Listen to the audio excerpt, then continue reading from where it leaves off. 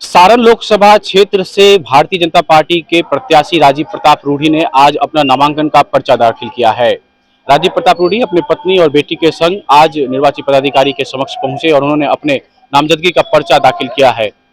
उन्होंने 2 सेटों में नामांकन का पर्चा दाखिल किया है और फिलहाल जब वो बाहर निकले तो उन्होंने मीडिया से बातचीत में कहा, संवैधानिक व्यवस्था के तहत हमने अपने चुनाव के प्रक्रिया को प्रारंभ करते हुए आज भारतीय जनता पार्टी के प्रत्याशी के रूप में हमने अपना नामांकन 20 संसदीय सारण संसदीय क्षेत्र के लिए दर्ज किया।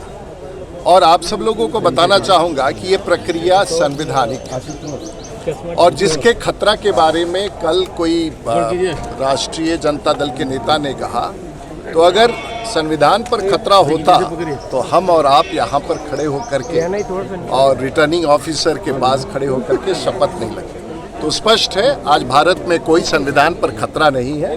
संविधान पूरा काम और संवैधानिक व्यवस्था के तहत चुनाव आयोग पूरा काम कर रहा है। तो ये बिल्कुल उस बात को खारिज करता है जो आजकल के नेता संविधान को ही चुनौती दे रहे हैं। सवाल Rohini Acharya, Lalu Prasad's daughter, is contesting against you. What do you say about this? She is contesting against me. Yes. So what do I have to say about it? She has filed her nomination once the scrutiny is over.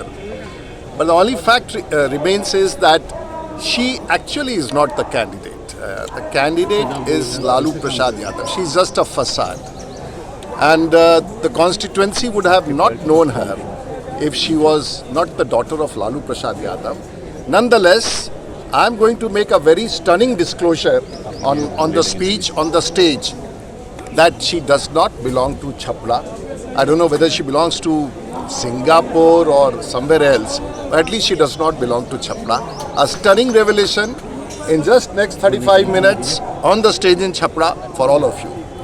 अगले 35 से 40 minute के भीतर जो बड़े सवाल पता का खड़ा हो रहा है अपने मन से मैं शायद कहूँगा, और ये प्रमाणित करने के लिए कि राजीव प्रताप रूढ़ी इसी धरती का बेटा है और जो बाकी प्रत्याशियों में से एक है जिसके बारे में आप लोग इसको हॉट सीट कह रहे हैं, वो कहाँ के हैं, कैसे हैं, अब वो तो थोड़ा सा इंतजार कीजिए सनसनीखेज समाचार के लिए 45 मिनट। सारण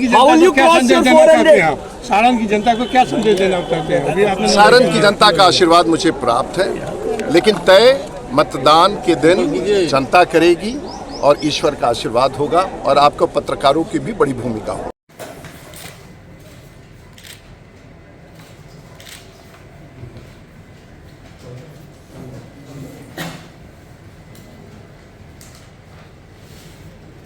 विश्वसनीय खबरों की पहचान छपराटुडे.com, आपका शहर आपके पास।